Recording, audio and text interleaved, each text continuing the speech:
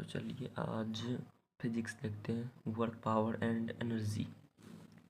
Work power and energy, कार्य, शक्ति और ऊर्जा। ठीक है, चलो देखते हैं। पहला है कार्य। देखो इसमें तीन सा टॉपिक, कार्य वाला एक टॉपिक है, शक्ति एक टॉपिक है, एक ऊर्जा एक टॉपिक है। ठीक है, तो पहला देखते हैं कार्य। बल तथा विस्थापन के अदिश गुणन को कार्य कहते हैं। बल तथा विस्थापन के अदिश गुणन को कार्य कहते हैं। बल लगाकर किसी वस्तु की दिशा में विस्थापन करने की क्रिया को कार्य कहते हैं। ठीक है, कार्य बताता है ये सब F S cos theta F, इसमें एफ देखो फोर्स है, एस जो है दूरी यानी कि विस्थापन, और कोस थीटा है।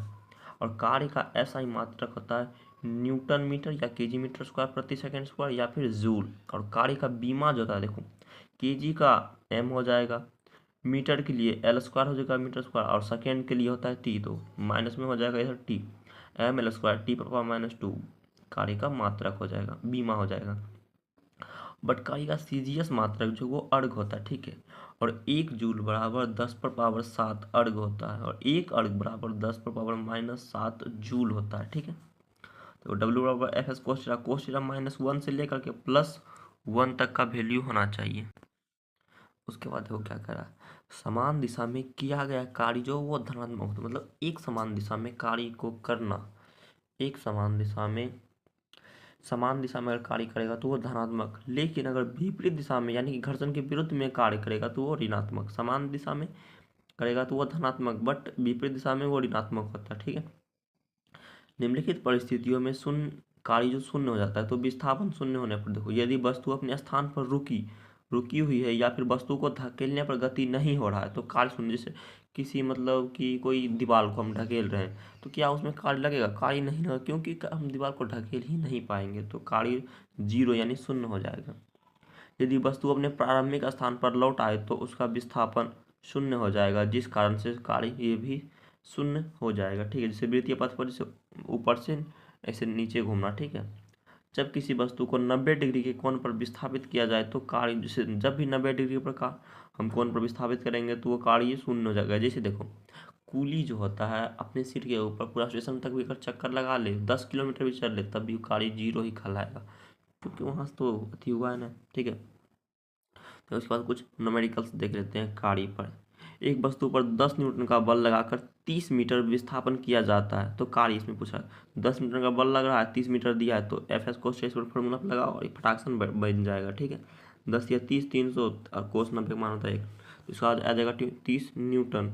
ठीक है, न्यूटन मीटर। ठीक है, एक कार्य पर 50 न्यूटन का बल लगाकर 50 न्यूटन का बल लगा रहा है, और कितना पर, तो 20 मीटर की विस्थापन पर। ठीक है, और 60 डिग्री कोण, 50 न्यूटन का बल लगा रहा था 20 मीटर के मतलब विस्थापन था, जबकि 60 डिग्री के कोण पर, तो 50 दूनी 1000, 1000 दूसरे कट जाएगा यानी कि 500 जूल यानी न्यूटन आ जाएगा। ठीक है, अगर किसी वस्तु पर 20 न्यूटन का बल क्षैतिज से 30 डिग्री के कोण पर आरोपित होता है तो वह वस्तु क्षैतिज में 10 मीटर विस्थापित हो तो क्या कहकर, देखो फोर्स कितना लग रहा है, 10 न्यूटन का बल लग रहा है, जबकि देखो 30 डिग्री का कोण दिया है और कुछ 10 मीटर विस्थापन दिया है, तो 20 300 आ गया, कोस 30 का मान हो जाएगा वो √3/2 होता है। ठीक है, तो 200 2 कटेगा, 100√3।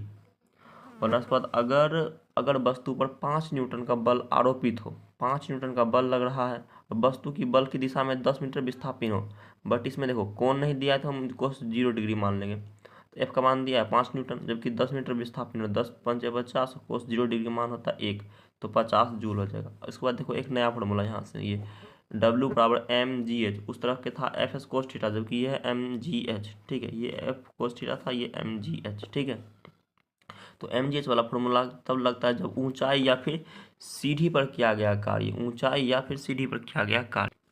देखो जब भी ऊंचाई या सीढ़ी पर होगा तो W बराबर सीधा mgh वाला फॉर्मूला लगा देना। जैसे देखो क्वेश्चन में क्या करा, 100 kg पानी को किसी पाइप के माध्यम से, 100 kg पाइप को जो है मतलब पानी को किसी पाइप के माध्यम से 20 मीटर हमको ऊपर ले जाना, जो कि ऊंचाई पर आ गया ना, तो यही mgh वाला फॉर्मूला लगा देंगे।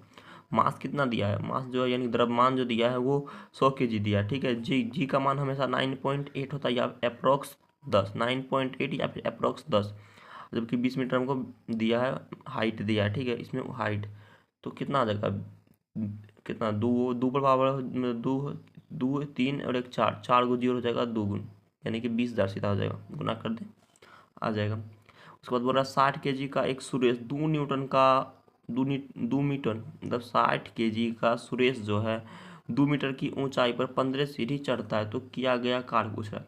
कितना है 60 kg, यानी कि m कितना हो गया 60, जबकि g का मान हमेशा 10 होता है और 2 मीटर की ऊंचाई चढ़ रहा है और 2 मीटर की ऊंचाई पर चढ़ रहा है, जबकि कितना सीढ़ी चढ़ रहा है तो 15, 15 दूनी 30 हो जाएगा, 30 गुना 600 सती 18,000 जूल हो जाएगा। कार इसका 18,000 जूल हो जाएगा, कार इसमें पूछ रहा है। ठीक है, 100 kg का एक व्यक्ति जो है वो 20 सेंटीमीटर की 20, देखो इसमें कैलकुलेशन थोड़ा लंबा करने के लिए सेंटीमीटर में दे दिया। 80 kg का एक व्यक्ति 20 सेंटीमीटर की 40 सीढ़ियाँ चढ़ता है तो किया गया कार्य बताए। ठीक है, 80 kg यानी कि मास हो गया 80, एक व्यक्ति जो 20 सेंटीमीटर और कितना चढ़ता है तो 40 सीढ़ियाँ, तो पहले 10 को जी मतलब जी का वैल्यू तो हमेशा 10 होता है ग्रेविटेशनल फोर्स, और जबकि सेंटीमीटर को बदलने के लिए हमको 100 से देना पड़ेगा भाग, तो 20/100 और गुना में चढ़ता है 40 सीढ़ी, इसलिए हमको 40 देना पड़ेगा। तो 80 गुना 10, यहाँ से 0 से 0 से कट जाएगा, यानी कि 4 दूनी 8, तो 6400 जूल हो जाएगा। ठीक है, उसके बाद नेक्स्ट क्वेश्चन करा देखो, एक मजदूर जो है 10 न्यूटन का बल लगाकर एक वस्तु को 60 मीटर लंबवत विस्थापित करता है तो कार्य क्या होगा। देखो आपको लगा इसमें कौन नहीं दिया है, मतलब यानी कि थीटा का मान जो है वो कोस थीटा का मान नहीं दिया। देखो ये लंबवत बोल दिया, इसलिए हम 90 डिग्री लेंगे, 90 डिग्री बराबर 0 होता है। ठीक है, तो कोस 90 डिग्री हम लेंगे। ठीक है, यहाँ पर तो एफ का फोर्स बल कितना लग रहा है 10 न्यूटन का, देखो बल लग रहा है, जबकि कितना 60 मीटर का एक वस्तु है, तो यानी कि एस का मान जो है ये विस्थापन कितना हो गया 60, तो कोस 90 का मान 0, यानी कि जब भी लंबवत बोले तो वो 0 हो जाएगा। ठीक है, 0 डिग्री हो जाएगा, 0 जो सबको गुना करने के लिए 0 कर देगा। ठीक है, 90 डिग्री के लिए 0। यदि बल के दिशा में विस्थापन होगा तो धनात्मक, विपरीत दिशा में विस्थापन होगा तो कार्य ऋणात्मक। अगर देखो समान दिशा हो तो धनात्मक, विपरीत में ऋणात्मक। विस्थापन नहीं होगा तो कार्य विस्थापन, यदि विस्थापन ही नहीं होगा तो कार्य भी शून्य होगा। किया गया कार्य धनात्मक तथा शून्य हो सकता, देखो या तो धनात्मक हो सकता है अगर समान दिशा में चले धनात्मक, और विपरीत दिशा में चले तो ऋणात्मक, या तो फिर शून्य हो सकता है। ठीक है, अगर कार्य ना करे तो शून्य ही रहेगा ना। उसके बाद देखते हैं एनर्जी, ऊर्जा। ऊर्जा देखो, कार्य करने की क्षमता को ऊर्जा कहते हैं, कार्य करने की क्षमता को ऊर्जा कहते हैं। सभी प्रकार की ऊर्जा जो है वो सदिश, ऊर्जा जो है मतलब अदिश, सदिश नहीं बल्कि अदिश राशि होते हैं। सभी प्रकार की ऊर्जा अदिश राशि होते हैं। ऊर्जा का एसआई मात्रक, एसआई यूनिट जूल होता है, ऊर्जा का एसआई मात्रक जूल होता है। ठीक है, और सीजीएस मात्रक में अर्घ होता है। ठीक है, 1 जूल बराबर 10⁻7 अर्घ और 1 अर्घ बराबर 10⁻−7 जूल। आइंस्टीन के ऊर्जा संरक्षण के आधार पर, ऊर्जा संरक्षण सिद्धांत के आधार पर ऊर्जा ना ही उत्पन्न किया जा सकता है और ना ही उत्पन्न किया जा सकता है, इसे एक रूप से दूसरे रूप में बदला जा सकता है। देखो इसमें बोला था कि ऊर्जा देखो ना एक मतलब कि ना उत्पन्न किया जा सकता है ना खत्म किया जा सकता है, ना हम पढ़ सकते हैं ना फिर पढ़ा सकते हैं, मतलब ऐसे नहीं समझाना चाहिए। देखो बच्चा को नहीं उस वक्त समझ में आता देखो क्या होता है। देखो ऊर्जा जो होता है, ऊर्जा को मतलब ऊर्जा पहले से उत्पन्न होता है, जैसे हम किसी प्रकार की ऊर्जा को हमें, जैसे मेरा हाथ में कोई ऊर्जा है, हम किसी को ऊर्जा देंगे तो वो पेशीय ऊर्जा हो जाएगा, और इधर से विद्युत चुंबकीय ऊर्जा, मतलब सभी को एक रूप से दूसरे रूप में बदल सकते हैं। ठीक है, बस इसमें बदलना होता है स्थानांतरण, उत्पन्न ना ऊर्जा उत्पन्न होता है ना नष्ट होता है। ठीक है, जैसे देखो 2 kg का द्रव्यमान से कितनी ऊर्जा निकलेगी, तो 2 kg इसका बड़ा ई सबसे, इसका जो होता है ना थी वाला फॉर्मूला था E बराबर mc², ये जो था फॉर्मूला देखो E बराबर mc², बहुत प्रचलित फॉर्मूला था। देखो मास का ये मास कितना दिया है, द्रव्यमान यानी कि 2 दिया है, और c², ये c जो होता है हमेशा होता है 3×10⁸ का स्क्वायर, यानी कि सीधा इसको याद करो 9 गुना 10⁻16, क्योंकि वो 3 का स्क्वायर 9 और 8 दूनी 16। ठीक है, इनकमिंग वॉइस। ठीक है, उसके बाद देखो 3×10⁸, तो 2 गुना 9, क्योंकि 9 क्यों हुआ, क्योंकि 3 का स्क्वायर 10, 8 दूनी 16। ठीक है, 8 दूना 9 दूना 18, 18 गुना 10⁻16 जूल इसका द्रव्यमान में इतना ऊर्जा आ जाएगा। ठीक है, देखो इसको ई जो है इस चार्ट को, इसको बाद में पहले स्थितिज ऊर्जा और गतिज ऊर्जा बता के उसके बाद ये ऊर्जा बता देंगे। ठीक है, पहले स्थितिज ऊर्जा और गतिज ऊर्जा देख लेते हैं तो ज़्यादा समझ में आएगा। स्थितिज ऊर्जा पोटेंशियल एनर्जी, स्थितिज ऊर्जा पोटेंशियल एनर्जी, ऊंचाई या फिर खिंचाव के कारण अर्थात अपने स्थिति के कारण कार्य करने की क्षमता को स्थितिज ऊर्जा कहते। देखो, या तो वो ऊंचाई हो या फिर खिंचाव ऊंचाई से कोई वस्तु, जैसे एरोप्लेन हो गया, एरोप्लेन में वहाँ पर कौन लग रहा है, स्थितिज ऊर्जा भी लग रहा है और चल रहा है, इसलिए उसमें गतिज ऊर्जा भी गति भी कर रहा है और रुका भी हुआ है। हेलीकॉप्टर में देखो ऊपर में जाकर स्थितिज ऊर्जा भी लगता है, ठीक है, ऊपर जाएगा स्थितिज ऊर्जा। पंखा में देखो ऊपर घूम भी रहा है, ऊपर है, इसलिए वो स्थितिज प्लस गतिज यानी कि दोनों यांत्रिक ऊर्जा जाएगा, ठीक है। तो ऊंचाई या खिंचाव के कारण अर्थात अपनी स्थिति के कारण कार्य करने की क्षमता को स्थितिज ऊर्जा कहते हैं, ठीक है। बांध बांध जैसे बांध देखो ऊंचाई पर होता है इसलिए स्थितिज ऊर्जा। खींचा हुआ धनुष ये भी ऊपर होता है इसलिए स्थितिज ऊर्जा। स्टेज पर जैसे कोई स्टेज पर खड़ा हो तो वो भी स्थितिज ऊर्जा। कोई रुका हुआ पंखा वो स्थितिज है, लेकिन अगर चलेगा तो वो यांत्रिक हो जाएगा। तो रुका हुआ पंखा स्थिति। छत के ऊपर टंकी वो भी स्थितिज है। देखो क्योंकि जैसे अभी मानो को हम ब्रेंच पर बैठे हैं, अगर ब्रेंच के नीचे कोई कुत्ता हो तो कोई ऊर्जा नहीं, अगर ब्रेंच टूट गया तो कुत्ता पर गिरेंगे तो उससे पता चलेगा कितना उसको चोट लगा है। तो वहाँ पर स्थिति ऊर्जा कहाँ से ऊर्जा आ गया, स्थितिज ऊर्जा, ठीक है। पेड़ पर बैठा बंदर, उठाया हुआ हथौड़ा, घड़ी की चाबी, स्प्रिंग, रबर, रुकी गाड़ी में बैठा व्यक्ति। देखो स्थितिज ऊर्जा बराबर फॉर्मूला होता है P बराबर mgh। पोटेंशियल एनर्जी बराबर होता है मास, ग्रेविटेशनल फोर्स और हाइट। इसमें द्रव्यमान पर डिपेंड, ऊंचाई और इसमें द्रव्यमान पर डिपेंड करता है। ग्रेविटी तो हमेशा सेम रहता है। ऊंचाई कितना है, देखो कोई वस्तु ऊंचा कितना है, कितना दूर पर, और द्रव्यमान से ईंटा, किसी को ऊपर से ईंटा किसी को सर पर मारेंगे तो कितना चोट लगेगा, तो उसमें द्रव्यमान भी रहना चाहिए, और कितना अगर जोर से मारेंगे तो और जोर से चोट लगेगा। तो ये जो है ऊंचाई प्लस द्रव्यमान पर डिपेंड होता है, ठीक है। स्थिति ऊर्जा ऊंचाई पर निर्भर करती है, इसी कारण से पानी की टंकी को छत के ऊपर रखा जाता है, क्योंकि वहां से ताकि देखो एक बार पानी को ऊपर चढ़ा दिए, वहां से कोई ऊर्जा नहीं लग रहा है, स्थिति ऊर्जा उसमें लग रहा है, और पानी जो है वो फटाक से नल के द्वारा जब खोलो तब लाइट है या न है आ जाता है, तो यहाँ स्थिति ऊर्जा लग रहा है। और अधिक ऊंचाई से गिरने पर, जितना ऊंचाई से आप गिरेंगे उतना चोट लगेगा, और जितना द्रव्यमान रहेगा, क्योंकि देखो स्थिति ऊर्जा जो होता है ये मास और हाइट यानी ऊंचाई और द्रव्यमान पर निर्भर करता है, ठीक है। स्थिति ऊर्जा द्रव्यमान पर निर्भर करती है, ठीक है।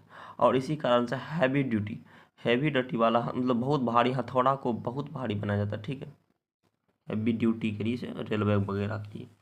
100 मीटर ऊंचे एक मीनार से गिरे किसी पत्थर के पास कितनी स्थिति ऊर्जा होगी, पूछ रहा है स्थिति ऊर्जा, तो यानी कि mgh।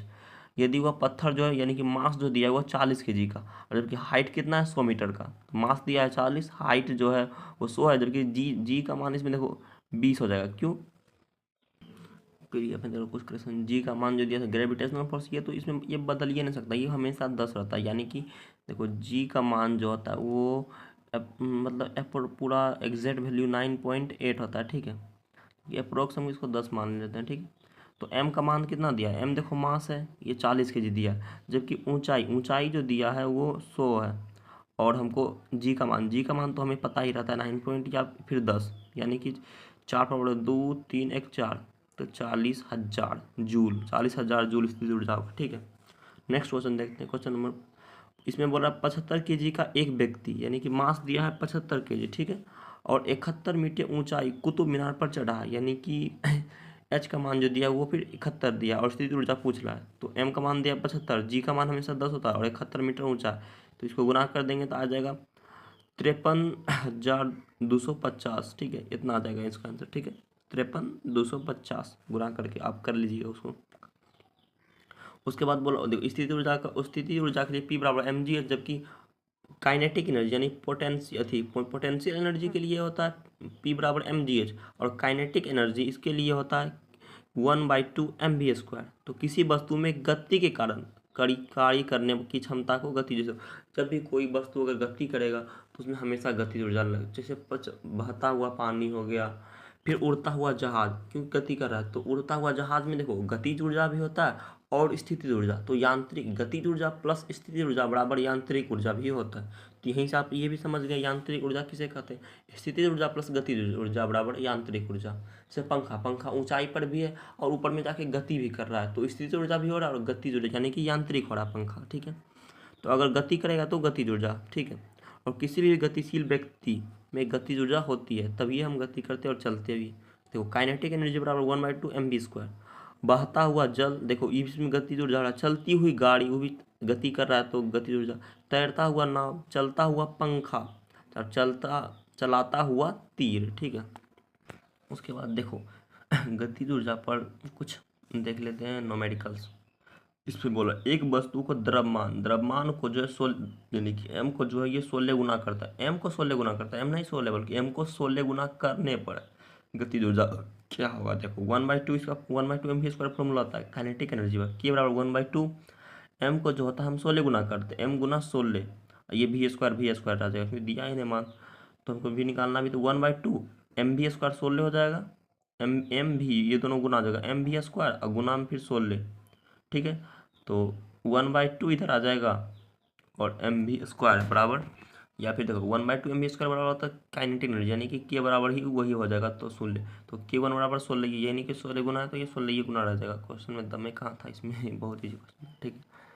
एक वस्तु के बेग को, जो वस्तु का बेग वेलोसिटी यानी कि v को हम 9 गुना करने पर उसकी गतिज ऊर्जा बोल रहा है, यानी कि बेग को हम 9 गुना कर रहे हैं, ठीक है। अब की बार बेग को 9 गुना कर रहे हैं तो 1/2 mv², इसको 9 गुना कर रहे हैं, ठीक है।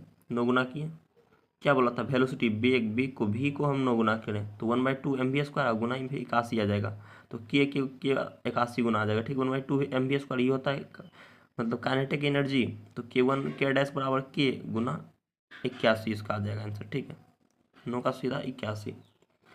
एक वस्तु का बेग को 3 गुना करते हैं, यानी कि वेलोसिटी को 3 गुना कर दिया जाता है, जबकि उसका द्रव्यमान को 5 गुना, यानी कि वेलोसिटी को 3 गुना जबकि द्रव्यमान को 5 गुना किया जाता है, तो गतिज ऊर्जा पूछा 1/2 mv²। मास जो होता है वो 5 गुना करता है, ठीक है। देखो 5 गुना करता है वो द्रव्यमान यानी कि मास, और वेलोसिटी को 3 गुना करता है तो 3v², तो इधर हो जाएगा 9×9=45, तो इसका 1/2 mv² बराबर यानी कि क्या के बराबर 9×45 सीधा आ जाएगा, ठीक है।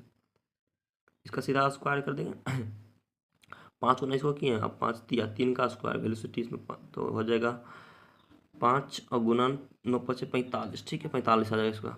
उसके बाद बोला 800 kg की कार, 800 kg का एक कार की चाल जो है 60 मीटर पर सेकेंड है, 800 kg का एक चाल है और उसका चाल दिया है, आपको चाल दिया है तो 60 मीटर पर सेकेंड है, तो कार्य की गतिज ऊर्जा पूछा है, तो 1/2 mv², 1/2 m का मान दिया है 800 दिया है, जबकि चाल जो दिया है हमको 100 मीटर प्रति सेकेंड स्क्वायर, यानी कि जो है ना ये वेलोसिटी है, चाल जो यानी भी दिया है, तो 60 का स्क्वायर कितना हो जाएगा, तो ये 60 का स्क्वायर या फिर 60 गुना 60 भी हम लिख सकते हैं, दूसरे कट गया ये 400 और 400 गुना 60 यानी कि इसका आप गुना कर लेंगे 6×24 नहीं 144,000, 144 पर 4 जीरो ये इसका आ जाएगा, ठीक। आप गुना करके देख लीजिएगा एक बार।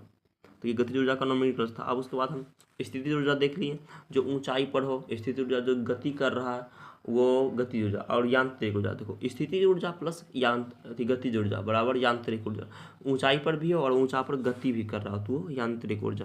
तो इसको देखते हैं, जब स्थितिज ऊर्जा तथा गतिज ऊर्जा को जोड़ देते तो उससे यांत्रिक, ये स्थितिज ऊर्जा यानी कि बोल रहा है कि स्थितिज ऊर्जा प्लस गतिज ऊर्जा दोनों को आपस में जो मतलब ऐड कर देंगे तो ये यांत्रिक ऊर्जा बन जाएगा। यांत्रिक ऊर्जा में यह दोनों ऊर्जा होती है, ठीक है। यांत्रिक ऊर्जा में स्थितिज प्लस गतिज ऊर्जा होता है।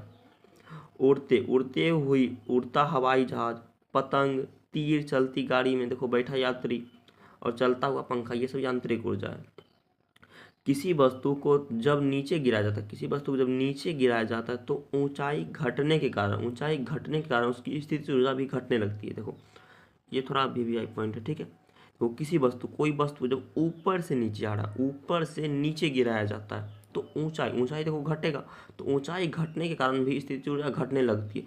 लेकिन जैसे जैसे वह नीचे आएगा यानी कि बेग बढ़ने, जब नीचे आएगा तो उसका बेग वेलोसिटी वो बढ़ेगा, बेग बढ़ने के कारण उसकी गतिज ऊर्जा में बढ़ जाएगी, यानी कि अगर नीचे आएगा तो स्थितिज ऊर्जा घटेगा लेकिन गतिज ऊर्जा बढ़ेगा, ठीक है।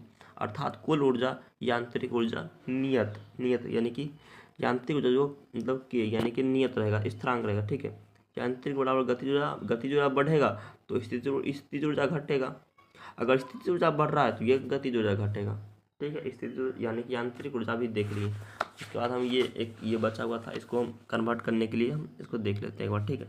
देखो ऊर्जा परिवर्तन के स्वरूप, जैसे मोटर है, इसको अगर विद्युत ऊर्जा को हम यांत्रिक मोटर जो होता है वो देखो, अगर करंट लेता है यानी कि विद्युत धारा लेता है, ठीक है, और उसके बाद विद्युत ऊर्जा को वो यांत्रिक में बदल देता है। मोटर जो पंखा भी चलता है और ऊपर में चलता है तो उसको यांत्रिक में बदल देता है। डायनमो वो भी देखो यांत्रिक ऊर्जा लेता है, यांत्रिक को विद्युत में बदलता है, जैसे जनरेटर। माइक्रोफोन देखो, माइक्रोफोन वो ध्वनि को लेता है, ध्वनि से विद्युत में बदल देता है, ठीक है, या फिर विद्युत से ध्वनि, इधर से इधर, इधर से इधर। स्पीकर ये भी विद्युत लेता है, विद्युत को डीजे, डीजे भी ध्वनि में बदल देता है। इंजन ये भी उष्मा लेता है, इंजन जो तो उष्मा लेता है लेकिन उससे यांत्रिक ऊर्जा में बदल देता है। घर्षण, घर्षण से यांत्रिक ऊर्जा बदलता है और उसमें से उष्मा निकलता है। मोमबत्ती, मोमबत्ती जो होता है वो रासायनिक, रासायनिक ऊर्जा होता है, उसको प्रकाश में और उष्मा में, मोमबत्ती जो होता है उसको प्रकाश में और उष्मा में बदल देता है रासायनिक से, ठीक है। जैसे बल्ब, बल्ब जो विद्युत लेता है और विद्युत उसको प्रकाश की ऊर्जा में बदलता है। पंखा, पंखा विद्युत लेता है, विद्युत से यांत्रिक में घूमता है तो यांत्रिक ऊर्जा में बदल देता है। प्रकाश संश्लेषण, प्रकाश लेता है और उसको रासायनिक ऊर्जा में बदल देता है। बेनाई, ये जो है ये पंखा, पंखा डोलाता है तो ये पेशीय ऊर्जा, हम हाथ से ऐसे करके डोलाते हैं, ठीक है, पंखा को, तो उसे यांत्रिक ऊर्जा में बदल देते हैं। हीटर, हीटर देखो ये विद्युत देता है और इसको हीटर जो तो वो उष्मा में बदल देता है। प्रेस भी उष्मा में बदलता है। और उसके बाद अगर यहाँ फ्रिज रहता तो फ्रिज विद्युत देता है, उसको अथी में बदलता है, ठंडा में बदलता है, उसको भी उसमें बदलता है, ठीक है। उसके बाद ऊर्जा का कई प्रकार, जैसे देख लो, पेशीय ऊर्जा जो हाथ में करते, हाथ से अपने हाथ से करते वो पेशीय ऊर्जा हो गया, ठीक है। चुंबकीय ऊर्जा हो गया, चुंबक से रासायनिक ऊर्जा, प्रकाश ऊर्जा हो सकता है या फिर ध्वनि ऊर्जा हो सकता है, डीजे वाला विद्युत ऊर्जा हो सकता है, स्थितिज ऊर्जा और गतिज ऊर्जा, इतने ही प्रकार के ऊर्जा पाए जाते हैं, ठीक है। उसके बाद अब देखते हो, स्थितिज ऊर्जा देख लिए, गतिज ऊर्जा भी देख लिए और यांत्रिक ऊर्जा भी यहाँ देखो देख लिए। उसके बाद अब देखते हैं पावर यानी कि शक्ति। देखो शक्ति, पावर, जब सेकेंड में किया गया का मतलब एक सेकेंड में, सेकेंड में किया गया, इसमें देखो सेकेंड की महत्व, इसमें जब भी रहेगा देखो न्यूमेरिकल्स को हार्ड कब करेगा, सेकेंड में छोड़ के मीटर वगैरह में देगा, अगर सेकेंड दे दे तो उसका फॉर्मूला डायरेक्ट बैठ जाएगा। शक्ति यानी कि पी बराबर देखो तो सेकंड में क्या गया, कार्य को शक्ति कहते हैं। यहाँ टी बराबर होता है डब्लू, या टी बराबर डब्लू और बाय में टी, या फिर पी, पावर बराबर होता है डब्लू बटा में टी, ठीक है, जूल बटा सेकेंड होता है, ठीक है।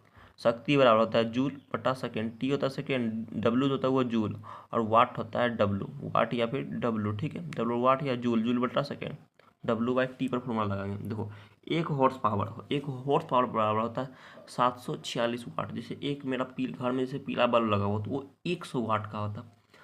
आयरन वगैरह वो जो हजार हजार वाट का भी, कितना वाट का होता है, बहुत ज़्यादा का होता है, ठीक है। तो 1 HP से मोटर होता है 746 वाट का होता है, 1 HP बराबर होता है 746 वाट। कार्य करने की क्षमता ऊर्जा कहलाती है, कार्य करने की क्षमता ऊर्जा कहलाती है, तथा कार्य करने की दर शक्ति कहलाती है। अगर क्षमता, क्षमता जो वर्ड ऊर्जा कहलाएगा, लेकिन कार्य करने की दर यानी कि सेकेंड तो शक्ति कहलाएगा, ठीक है। जैसे एक मोटर है तो 10 सेकेंड के अंदर 800 जूल कार्य कर देता है, एक मोटर है वो 10 सेकेंड में 800 जूल का कार्य कर देता है, तो इसमें शक्ति पूछ रहा है। तो देखो इसमें इससे आसान कोई सवाल ही नहीं हो सकता। देखो इसमें दे दिया है, सेकेंड में दिया है तब तो कोई दिक्कत ही ना है, 800 जूल है तो डब्लू हो गया इसका मतलब 8, डब्लू बराबर 800, और टी का मान सेकेंड दिया है तो टी दिया है हमेशा 10, तो 800 बटा में 10, जीरो से जीरो खत्म, इसका सीधा सिंपल आंसर आ गया 80 वाट।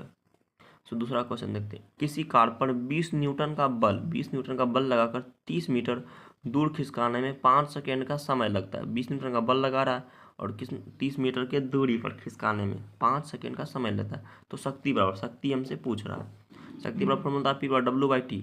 डब्लू का देखो पहले इसको हम F S cos theta, F S में हम बदल लेते हैं, यानी कि 20 गुना 30, एफ एस कोस थीटा वाला कोस थीटा नहीं तो 20 गुना 30 लग रहा है, क्योंकि 20 न्यूटन का बल लग रहा है 30 मीटर के खिसकाने पर, 20 गुना 30 और सेकंड में दिया है तो आराम से हम 5 कर देंगे, 5 चौक 20 और 30 चौके यानी कि 120 हो जाएगा इसका, 120 वाट, ठीक है। इसका तीसरा बोल रहा है, एक मोटर जो है वो 1200 kg जल को, एक देखो 1200 kg जल को, देखो ऊंचाई आ गया, ऊंचाई के लिए हमेशा एम पी बराबर होता है पोटेंशियल एनर्जी बराबर mgh। तो एक मोटर 1200 kg जल को 10 मीटर ऊंचाई तक खींचने में 10 मिनट लगाता है, तो मशीन की शक्ति हमसे पूछ रहा है, तो शक्ति, तो पी बराबर हम डब्ल्यू आई टी इसका होता है, लेकिन पहले इसको एम जी एच पर हम बैठा लेते हैं, तो एम का मान दिया 1200 kg, जी होता है 10 और 10 मीटर की ऊंचाई, 1200 गुना 10 गुना 10 और बट्टा में कि देखो 10 मिनट हमको दिया, यहाँ देखो क्या है मिनट में दिया है तो 10 हम लिख देंगे 10, ठीक है। और जब मिनट में दिया है तो इसको हम सेकेंड में, देखो क्योंकि ये हमेशा देखो आप फॉर्मूला इसका सेकेंड में होगा तो ये सेकेंड में ही होगा, तो सेकेंड में बदलने के लिए हमको यहाँ 60 से गुना करना पड़ेगा। तो ये 10 मिनट था, इसको हम 60 से गुना कर दिए, 2 जीरो से 2 जीरो खत्म, इधर 2 जीरो, 12 पर पावर 2 जीरो, यानी 6 से 6 दूना 12, यानी 200 वाट आ जाएगा। ठीक है, इसका 200 वाट आ जाएगा। उसके बाद बोला 90 kg, 90 kg का एक विद्यार्थी है और 0.5 मीटर ऊंचाई वाली 60 सीढ़ी को चढ़ता है। देखो इसमें थोड़ा बस कैलकुलेशन को टपका किया और कुछ नहीं। 0.5 मीटर के ऊंचाई वाला 60 सीढ़ी को 5 मिनट में चढ़ जाता है। तो विद्यार्थी की इसमें भी शक्ति पूछ रहा है। फिर WT से बैठाना था, बट MGH ऊंचाई पूछ रहा है, ऊंचाई बोल दिया तो हम MGH वाला फॉर्मूला लगाएंगे। मास दिया है 90 kg, ठीक है। जी हमेशा 10 होता है। एच जो है कितना दिया है, हाइट दिया है 0.5 मीटर, और कितना सीढ़ी चढ़ना है तो 0.5 और गुना में 60, 0.5 और गुना में 60। एक पॉइंट के लिए यहाँ 10 देखो आ गया था, ठीक है। या फिर इतना 60, ठीक है। अब बटा में देखो 5 मिनट है, 5 मिनट चढ़ने के लिए हमको 5 गुना 60 करना पड़ेगा, ठीक है। 5 मिनट चढ़ने के लिए 5 मिनट को हम 60 सेकंड में बदलेंगे, तो 5 गुना 60, ये पॉइंट जाएगा तो यानी 10, 2 जीरो से 2 जीरो खत्म, इसी तरह इसका 90 वाट आ जाएगा, ठीक है। आप लोग कैलकुलेशन कर सकते हैं, ठीक है। उसके बाद देखो प्रूव करना, P बराबर एफ गुना भी, ठीक है। P बराबर एफ बाई भी। देखो P बराबर फॉर्मूला होता है W/T, W/T, और P बराबर एफ है और बट्टा में भी T। देखो एफ के लिख इसको F Guna S by T हम लिख सकते हैं, आराम से लिख सकते हैं, एफ गुना एस टी। P बराबर से आ जाएगा एफ, और एस बाई टी होता है ये, भी होता है, एस बाई टी ये होता है भी, तो P बराबर एफ गुना भी। एक फॉर्मूला यहाँ बन गया। देखो एक कार जो है वो 60 न्यूटन का बल लगाने पर उसका वेग, उसका वेलोसिटी जो वो 20 मीटर पर सेकेंड हो जाता है। तो शक्ति ज्ञात करने बोल रहा हूँ, ठीक है। और 20 मीटर लगा, यानी कि देखो 20 नहीं बल्कि 10 है, ठीक है। इसमें गलत कर दिया ये क्योंकि 10 देखो वेलोसिटी 10 लिखा है, ठीक है। अगर 20 रहता तो 20 कर देते, गुना कर देते, और कुछ थोड़ी करना। 6 अगर 20 रहता 6 दूना 12, 600 है तो यहाँ 1200 आ जाता, जबकि 10 है तो इससे आसान कोई सवाल ही नहीं हो सकता है। 60 गुना 10 बराबर डायरेक्ट है 600 वाट आ गया, ठीक है। शक्ति गुना कर देना, आ जाएगा आंसर। उसके बाद बोला एक वस्तु 40 न्यूटन बल लगाने पर उससे जो है 15 मीटर पर सेकेंड का वेग उत्पन्न हो जाता है। तो एफ कितना दिया, बल कितना, फोर्स कितना लग रहा है, 40 न्यूटन का फोर्स लग रहा है इस फॉर्मूला पर। और वेलोसिटी जो हमको दिया है 15 मीटर प्रति सेकेंड। शक्ति पूछेगा, जब भी बल लगाकर शक्ति बल दे देगा, वेलोसिटी दे देगा, और शक्ति पूछेगा तो एफ बाई भी, एफ गुना भी लगाना है। 40 गुना 15, 15 चौके 60, यानी कि 600 इसका शक्ति हो जाएगा, ठीक है। एक मोटर की क्षमता जो वो 60%, देखो इसमें बस कैलकुलेशन किया है और कुछ नहीं, ठीक है।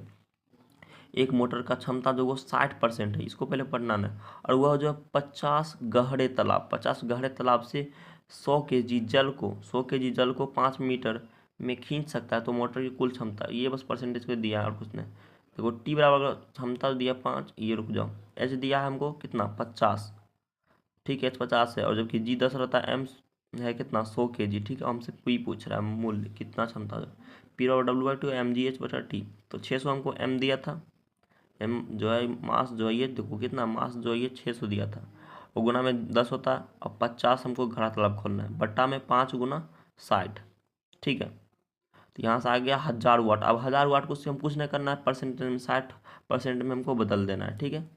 जैसे माना कि मोटर क्षमता x है, तो x गुना 60% बराबर 3 गुजी, तो 60/100 हो गया, 2 जीरो से 2 जीरो खत्म, ठीक है।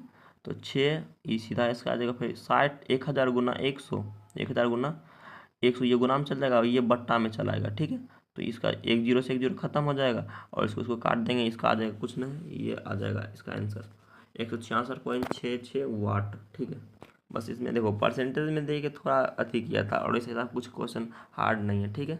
बस इसको परसेंटेज में आपको तो चेंज करना आना चाहिए था, ठीक है। बस यहाँ से परसेंटेज वाला, बाकी वही था। इसका एग्जामिनर का दिमाग सटकल था, जो क्वेश्चन सेट करने वाला लड़ा हुआ था उसके घर में। देखो उसके बाद बोल रहा नेक्स्ट क्वेश्चन,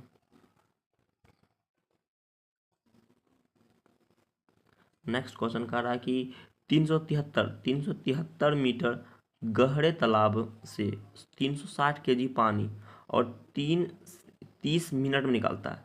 यानी 300 मीटर गहरा तालाब हो गया, 360 kg यानी कि m हो गया, और 30 मिनट में निकालना जाता है। तो मोटर पंप के द्वारा इस मोटर पंप की शक्ति हमसे पूछ रहा है। फिर W/T और mgh वाला लगाएंगे फॉर्मूला। 360 हमको दिया था क्या, देखो m दिया था 360, और जी होता हमेशा 10, और गुना में हमको देखो 373 जो है वो गहरा तालाब था, तो 373 गहरा तालाब बटा में 1800। अब 1800 कैसे आ गया, ठीक है वो देखते हैं। देखो आप ये नहीं पूछेगा कि डायरेक्ट 1800 यहाँ का कैसा है। देखो 1800 कैसा है समझाते हैं। देखो 30 मिनट में है तो 30 मिनट को हमको तो हमेशा मिनट को देखो हमेशा सेकेंड में बदलना है। मिनट को हमेशा सेकेंड में बदलना होता है और कुछ नहीं, मिनट को हमेशा सेकेंड में बदलना होता है। तो 30 मिनट है और हम गुना करेंगे 60 से, छोटी 18 यानी कि 1800 जूल आ जाएगा। ठीक है, तो यानी दो, एक जीरो से एक जीरो, दो जीरो से दो जीरो कट जाएगा, 36, 18 से दो मतलब कट जाएगा, 3 दूनी 6 यानी 746 वाट आ गया इसका आंसर। देखो एम अप्रोक्स मस्त आ गया, इसका आंसर मस्त है 746, या फिर पी बराबर 1 HP, क्योंकि 1 HP बराबर 746 वाट होता है। सबसे क्वेश्चन मस्त यही क्वेश्चन था। ठीक है, इसमें आराम से 1 HP बराबर आ गया। ठीक, गजब का। उसके बाद देखते हैं हम नेक्स्ट संवेग, शक्ति भी देख ली, उसके बाद संवेग देखते हैं, मोमेंटम इसको बोलते हैं इंग्लिश में। द्रव्यमान, द्रव्यमान तथा वेलोसिटी, द्रव्यमान यानी कि द्रव्यमान तथा वेग के गुणनफल, द्रव्यमान तथा वेग के गुणनफल को संवेग कहते हैं। इसका मात्रक केजी मीटर प्रति सेकंड होता है। संवेग का मात्रक केजी मीटर प्रति सेकंड होता है। ठीक है, और देखो कोई वस्तु हवा में संवेग के कारण ही उड़ती है। जैसे कोई वस्तु अगर जहाज उड़ रहा है तो वो संवेग मोमेंटम के कारण। तो द्रव्यमान तथा वेलोसिटी के गुणनफल, द्रव्यमान गुना वेलोसिटी के गुणनफल को संवेग कहते हैं। ठीक है, पी बराबर इसका फॉर्मूला होता है एम गुना भी, मास, मास गुना, देखो संवेग को मोमेंटम एम से नहीं बल्कि पी से हमको डिनोट करते हैं, संवेग को पी से डिनोट करते हैं। तो एम हो गया मास, अब भी हो गया वेलोसिटी, एम गुना भी। इसका नोमेरिकल्स देख लेते हैं। 40 केजी का एक वस्तु है, 3 मीटर प्रति सेकेंड के वेग से गतिशील है, तो इसका संवेग सिंपल है, ये इफ फॉर्मूला पर भी बन जाएगा। 40 गुना 30, 3 गुना डायरेक्ट कर देंगे, 40 गुना 3 चढ़ती है 12, 120। ये सब देखो फिजिक्स का नोमेरिकल्स बहुत कुछ इशारा करेगा और कुछ हमको डाटा मिसिंग करके देगा। इसको आप समझ गए, फिजिक्स समझ गए, और कुछ फिजिक्स में है ये ना है। ठीक है, नेक्स्ट देखते हैं। एक वस्तु को वेग जो वेलोसिटी को 9 गुना कर देने पर उसका संवेग, अगर देखो वेलोसिटी भी को 9 गुना कर दिया तो एम कितना होगा, एम गुना भी गुना 9। अब पी हमको यहाँ सीधा देखो, अगर भी को देखो इसमें कुछ नहीं, अगर वेलोसिटी को 9 गुना किया यानी कि वेग को 9 गुना किया तो अप्रोक्स पक्का है कि, क्योंकि एम भी तो 9 गुना हो जाएगा तो एम सीधा आ जाएगा 9, पी बराबर से 9 गुना है तो ये 9 ये गुना रहेगा। ठीक है, 9 गुना किया है तो 9 गुना ही रह जाएगा। एक वस्तु का द्रव्यमान निकाल के भी देख सकते हैं आप। एक वस्तु का द्रव्यमान जो 4 गुना तथा, अगर देखो इसमें द्रव्यमान 4 गुना किया यानी कि एम, वहाँ पर भी किया था 9 गुना, इसमें एम जो है वो 4 गुना किया, तो वेग 9 गुना करने पर संवेग, एम को 4 गुना किया, वेलोसिटी किया 9, तो 9 चौके सीधा 36 आ जाएगा। बस 36 गुना, इसको कुछ नहीं करना, ये 4 गुना और 9 गुना इसको मल्टीप्लाई कर दो, आ गया 36। इसको अगर एग्जाम में बना रहे हैं तब इसे आप डिटेल कर सकते हैं, क्योंकि मास को 4 गुना किया, वेलोसिटी को 9 गुना, तो 9 चौके 36 आ गया। ठीक है, उसके बाद एम द्रव्यमान की एक वस्तु भी वेग से दीवार से टकराने के बाद भी वेग से ही लौट आती है। तो एम द्रव्यमान हो गया, एक वस्तु है और भी वेग से टकराया और टकराने के बाद भी वेग से ही लौट आता है, तो सब वेग में परिवर्तन क्या आता है। देखो एम का वस्तु है, एम वस्तु है, ठीक है, एम द्रव्यमान की एक वस्तु है, भी वेग से टकराया, दीवार से टकराने के बाद भी वेग से वापस लौट आया। देखो संवेग बराबर P2 माइनस P1 होता है, यानी कि -1 माइनस एम भी माइनस एम भी, यानी कि बराबर आ जाएगा माइनस में 2 MV। ठीक है, उसके बाद संवेग संरक्षण, संवेग संरक्षण सिद्धांत हम देख लेते हैं। ठीक है, इसमें देखो बोल रहा है कि किसी वस्तु का संवेग जो है वो संरक्षित रहता है, किसी वस्तु का जो संवेग होता है वो संरक्षित रहता है। ठीक है, किसी वस्तु का संवेग संरक्षित रहता है, अर्थात किसी गतिशील वस्तु को किसी टक्कर द्वारा रोकेंगे, किसी द्वारा टक्कर रोकेंगे तो टक्कर से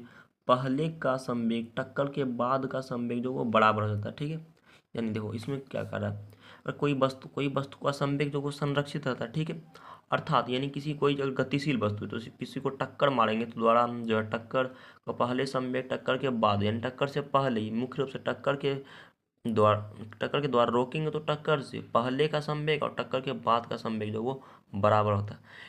इसका मात्रा भी जो है केजी मीटर प्रति सेकंड आ जाएगा। ठीक है, जैसे तालाब में, एक तालाब से दूसरे तालाब में अगर छेद करके पानी का एक नल लगा देंगे तो दोनों ई तालाब और ये तालाब का पानी इसमें जिसमें कम रहेगा उसमें चल जाएगा और दोनों बराबर हो जाएगा। ठीक है, देखो 1200 केजी का एक कार है, 1200 केजी का एक कार 60 मीटर पर सेकेंड की वेग से 200 केजी की स्कूटी पर टक्कर मारता है। ठीक है, 200 केजी का स्कूटी गया। देखो 1200 केजी का एक कार है और 60 मीटर प्रति सेकेंड से वो आ रहा है, तो स्कूटी का चाल हमसे पूछ रहा है। तो टक्कर पहले का संवेग बराबर टक्कर के बाद का संवेग, पी बराबर एम भी होता है, P1 बराबर P2, M1 गुना एम भी और बराबर M2 गुना V2। ठीक है, M1 देखो, M1 गुना V1 कितना दिया है, 1200 kg मास दिया हमको, ठीक है।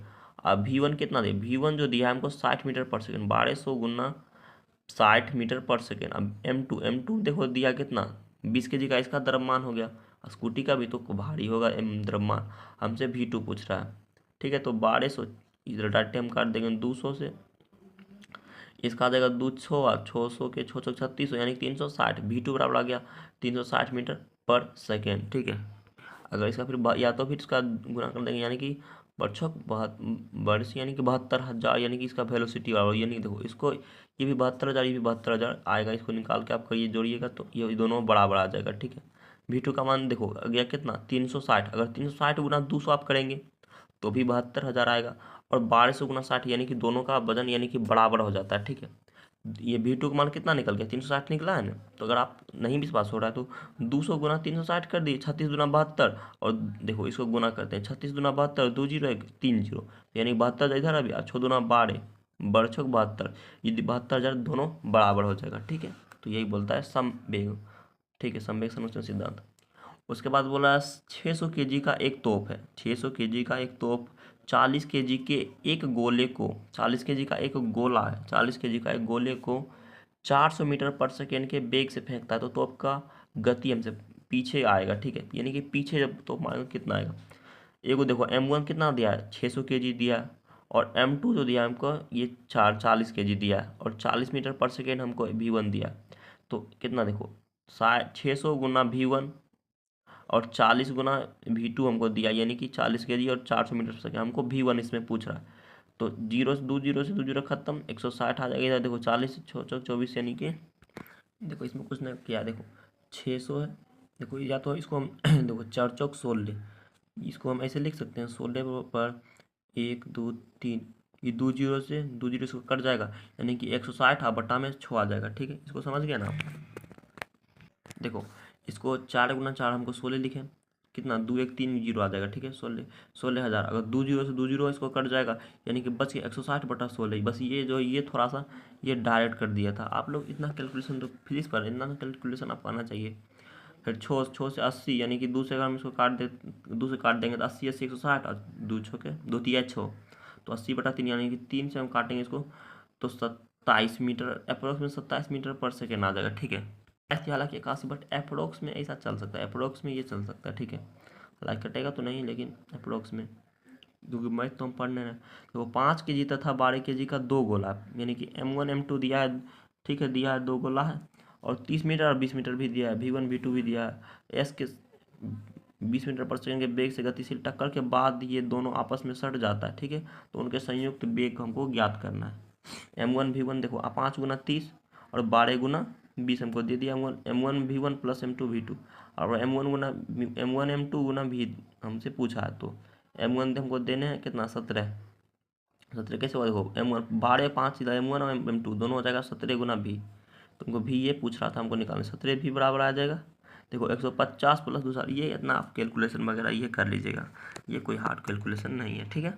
नेक्स्ट देखते हैं, इसका आ जाएगा कितना 22.9 मीटर पर सेकेंड, यानी कि इसका अप्रोक्स में 23 मीटर पर सेकेंड आ जाएगा, ठीक है। उसके बाद बोला 20 kg तोप के गोले को तो 60 न्यूटन का बल से धकेलते हैं, 20 kg का तोप का गोला, उसको 60 न्यूटन को बल लगा कर धकेलते हैं, तो गोला का 80 मीटर पर सेकेंड की वेग से आगे की ओर गतिशील हो जाता है। तो तोप की हमको लंबाई याद करने के लिए, तोप द्वारा किया गया कार्य बराबर गोला का संवेग W बराबर P हो जाएगा FS गुना M गुना V, कितना है यानी कि एफ एस कितना 60 गुना एस दिया है हमको, एफ फोर्स हम कितना लग रहा है 60 मीटर का बल लग रहा है, और द्रव्यमान दिया है 20 kg का, और कितना चल रहा है 80 मीटर पर सेकेंड, तो 60 गुना एस बराबर 80 गुना 20, तो 0 से 0 कट गया, 80 गुना 20 गुना 8 बट्टा में एगो 0 से 0 कटा था, ठीक है। तो यानी कि ये 8 दूना 16 160, 6 से कट जाएगा तो आ जाएगा अप्रोक्स में 80 बटा 3 यानी कि 26, अप्रोक्स में 26.60 आता था, तो अप्रोक्स में हम 27 मीटर इसको मान सकते हैं, ठीक है।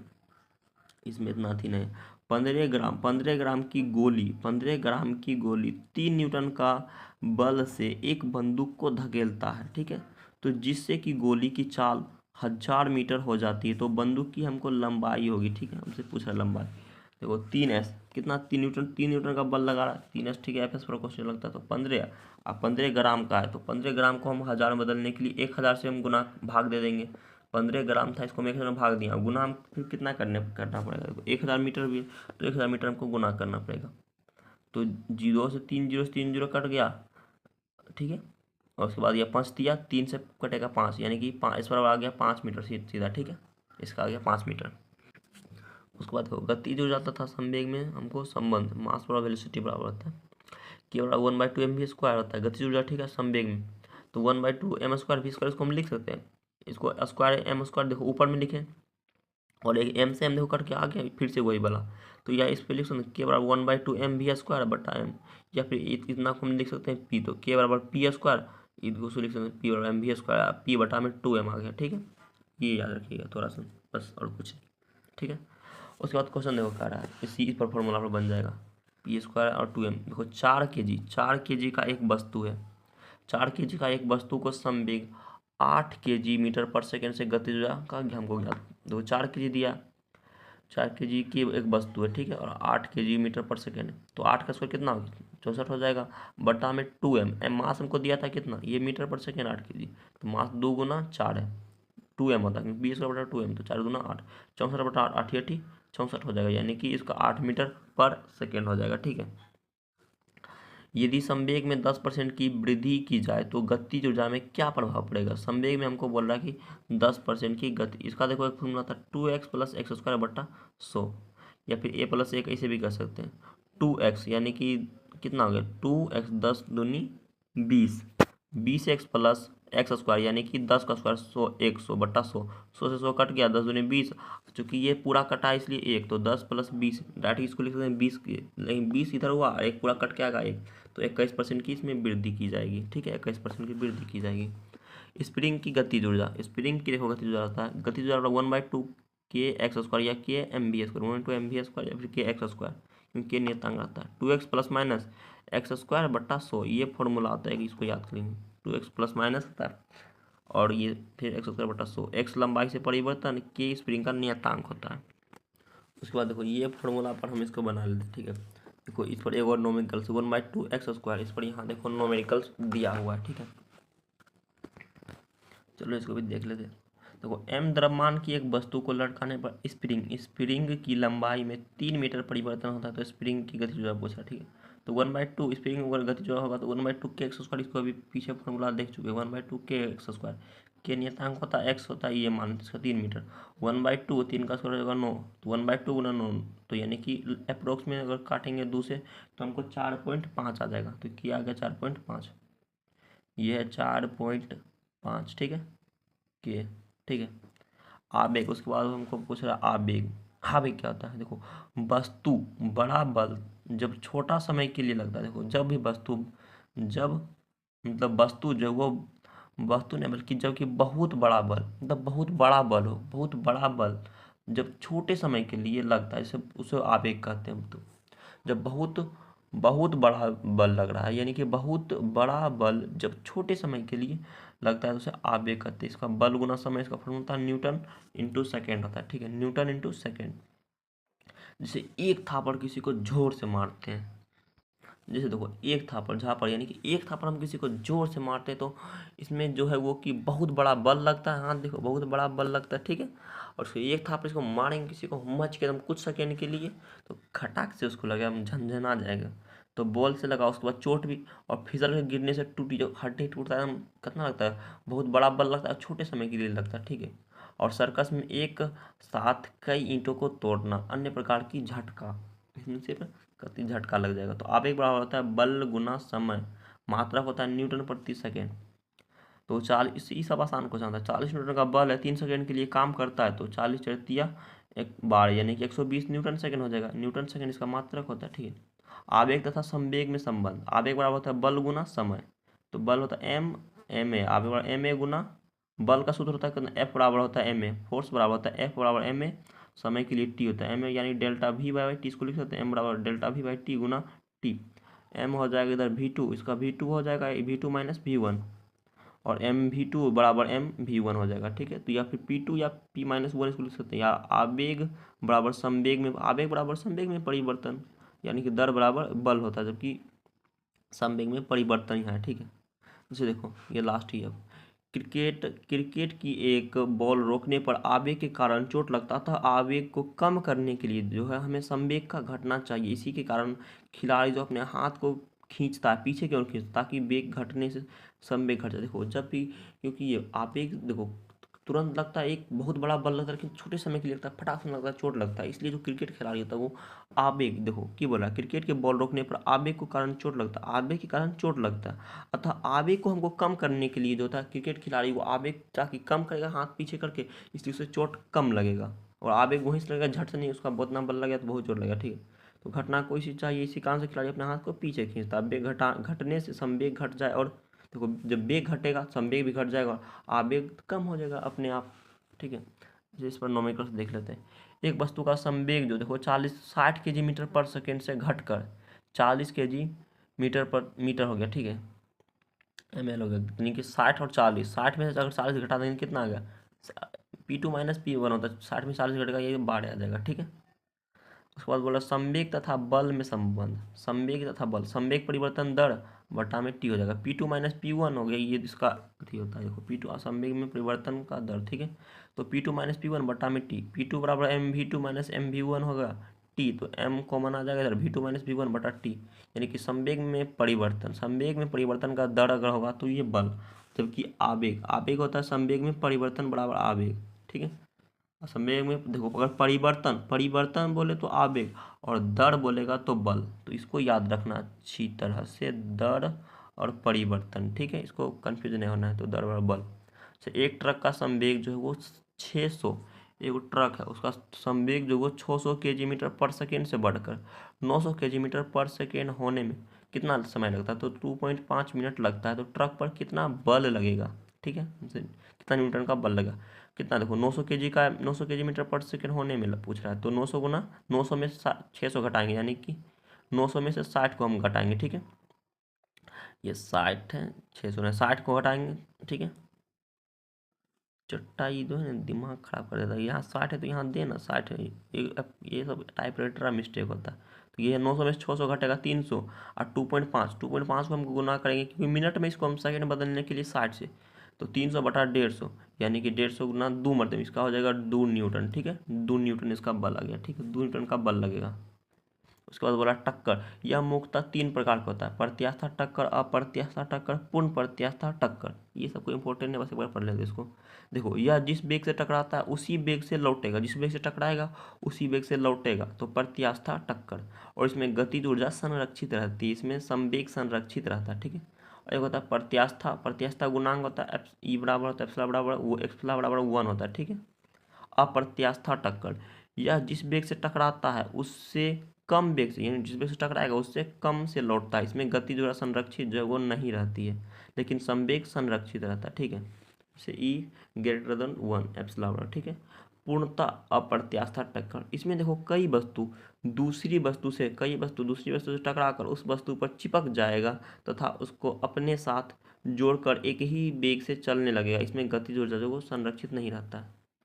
आई होप आपको ये सब आवेग संवेग अच्छा से समझ में आएगा फिजिक्स। उसके बाद देखो, उसके बाद जो आता है ये बल। देखो इसमें 45 मिनट का टाइम लगा, इसमें 3 टॉपिक था। कौन कौन सा, देखो इसमें 3 टॉपिक था, कार्य था, शक्ति था और ऊर्जा, यानी कि वर्क, पावर एंड एनर्जी था। तो 3 टॉपिक, यानी कि इसको अगर क्लास में देखो ख़त्म करते, तो अगर 3 क्लास यानी कि 5-6 क्लास होता 45 मिनट या फिर 50 मिनट का, तो 4-5 घंटा हमको लगता है, यानी कि पढ़ने में। बट हमको देखो अगर रिवीजन करना है तो वो हमको कुछ समय के लिए रिवीजन चाहिए, तो 40-45 मिनट काफ़ी हो जाएगा, 4-5 घंटा। इसी तरह से हम हर टॉपिक को बताएंगे। नेक्स्ट टॉपिक जो है ये बल्क फोर्स, इसके बाद घर्षण आ जाएगा, ठीक है, फ्रिक्शन आ जाएगा, उसके बाद उत्तोलक आ जाएगा। तो आई होप आपको कार्य शक्ति एंड एनर्जी, कार्य शक्ति वर्क पावर एंड एनर्जी अच्छा से समझ में आया होगा। अच्छा समझ में मतलब पढ़ाई तो नहीं बल्कि रिवीजन शायद अच्छा से हुआ हो। कम समय के लिए आप देखो कुछ लोग पढ़ना नहीं चाहते, हम भी नहीं पढ़ते, एक बार क्लास में पढ़ लिए। देखो एक बार क्लास पढ़ने से नहीं होता, ठीक है, जब भी इसको आप रिवीजन जब तक नहीं करिएगा, देखो अगर क्लास जो 45 मिनट क्लास होता है उससे पहले आप 1-2 घंटा पहले आप पढ़ के जाइए। ऐसा नहीं कहते कि मेरा वीडियो ये क्या है, ये तो मेरा हम खुद के लिए कर रहे हैं। तो आप पढ़ के पहले देखो क्लास को पढ़ाने से जो सर पढ़ाए हैं उसको 2-3 चैप्टर आप पहले ही पढ़ चुके हैं, उसके बाद पढ़ें। और जब पढ़ लिए तो उसके आपको ये फ़र्ज़ बनता है कि आप उसे रिवीजन करें। देखो क्योंकि ज्ञान आपका कोई गुलाम नहीं, सरस्वती माता आपका कोई गुलाम नहीं है जो एक बार बोल दिए कि आ जाओ तो आ जाएगा। तो आपको बार बार उसको देखना पड़ेगा, बार बार उसको रिवीजन करना पड़ेगा, तब याद रहेगा। नहीं तो पढ़ता तो सब है बट सक्सेस क्यों कम होता है? पढ़ क्योंकि सब रहा है। एक टीचर है, टीचर सबको पढ़ाता है, वहीं में से एक कोई आपको स्टेज पर जाता है और कोई किसी का जॉब होता है, ठीक है। तो आई होप आप लोग को अच्छा से समझ में आया होगा।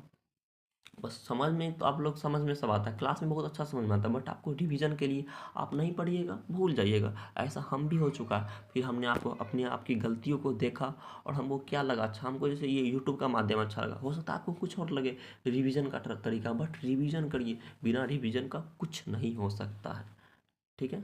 आई होप आपको अच्छे समझ में आएगा। तो मिलते हैं किसी नेक्स्ट वीडियो में किसी नेक्स्ट टॉपिक के साथ। जय हिंद, जय भारत।